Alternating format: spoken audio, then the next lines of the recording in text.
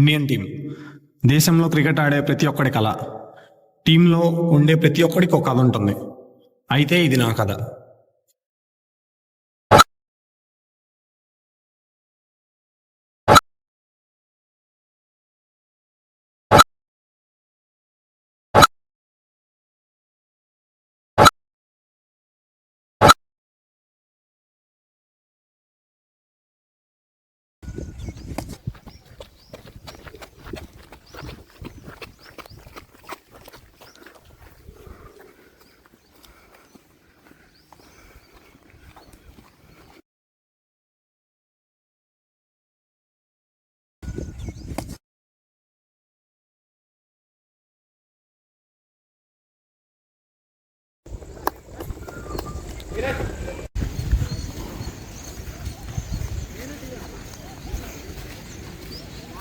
బాబు ఇట్లా బాగా thank you sir.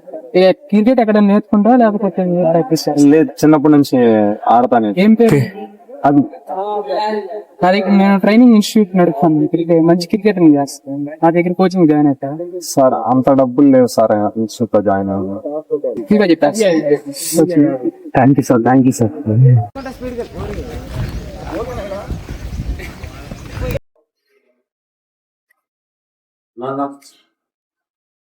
నా మాట చూసి వాళ్ళ కోచ్ నన్ను వాళ్ళ ఇన్స్టిట్యూట్ లో జాయిన్ చేస్తాను.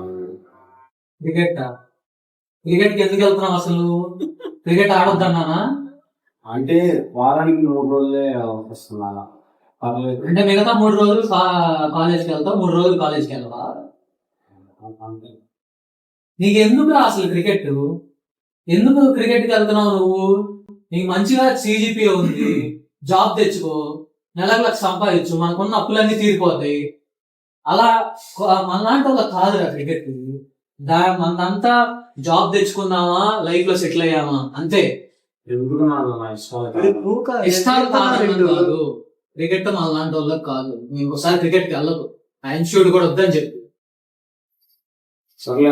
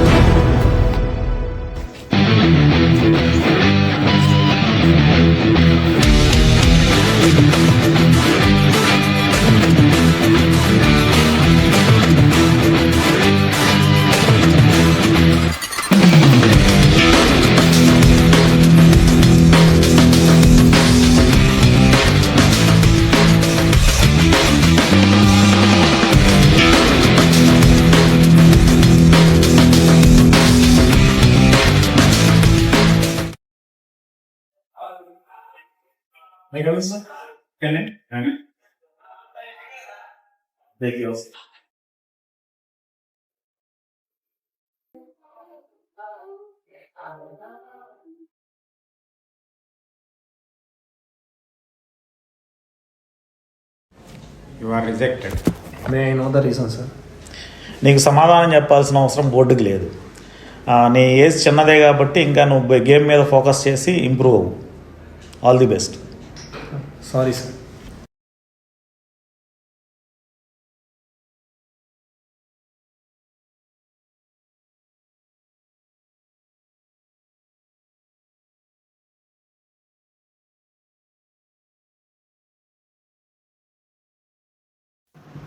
ఏంటమ్మా సెలెక్ట్ చేయాల్సి రెండు ట్రైన్ మళ్ళీ ఇంకా ఇంప్రూవ్ చేసుకోవాల్సి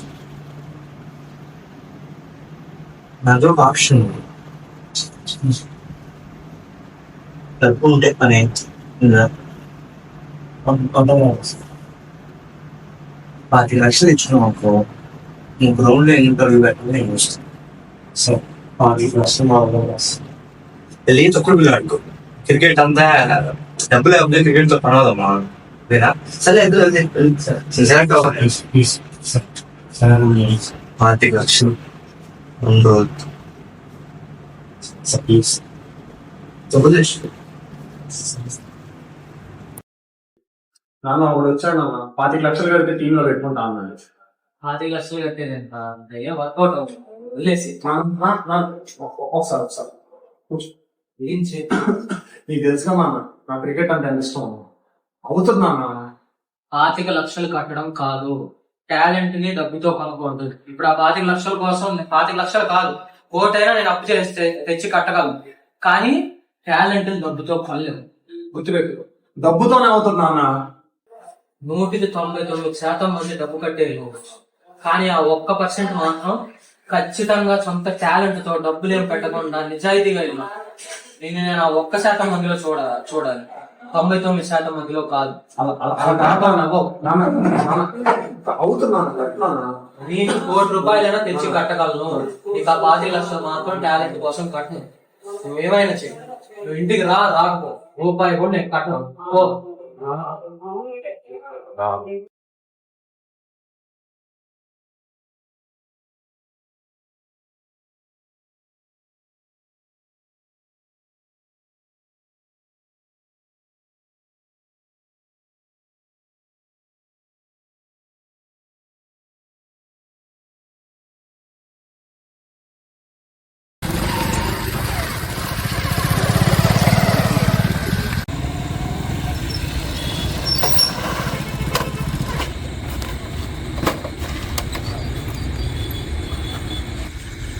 ఏ అభి వచ్చి బండి ఎక్కు.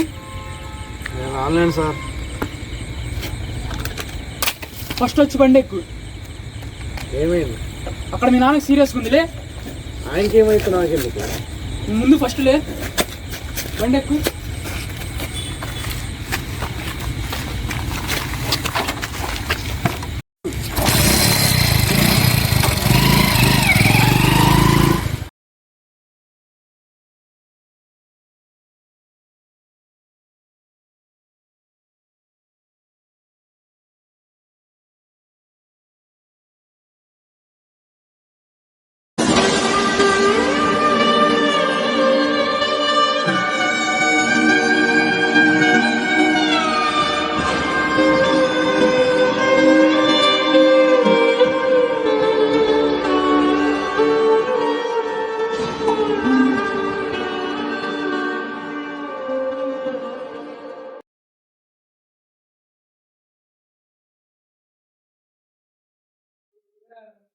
మా నాన్న లేదు కదా సార్, క్రికెట్ ఎందుకు?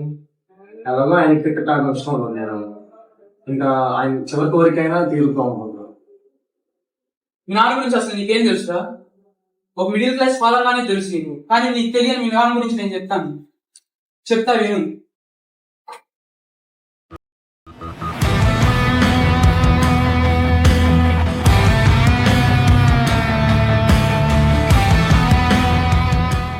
+200 matches, 16 double centuries, 36 centuries, the best opening partnership of that ఎరా. అలాంటి టైంలో ఉన్నప్పుడు రంజీ ట్రోఫీ సెలక్షన్స్ వచ్చాయి. డబ్బులు లేక నన్ను మీ నాన్నని సెలెక్ట్ చేయలేదు. డబ్బులు ఇచ్చి ఎలాగో ముందుకు వెళ్దామంటే మీ నాన్న టాలెంట్ని డబ్బులతో వెలకట్టకూడదు అని తనకి ఇష్టమైన క్రికెట్నే వదిలేసి, నీకు ఉన్న ఈ క్రికెట్ టాలెంట్ అంతా వాడి వల్ల వచ్చింది. మా నాన్న గురించి షాకింగ్ విషయం తెలియగానే ఇంకొక శుభవార్త జరిగింది.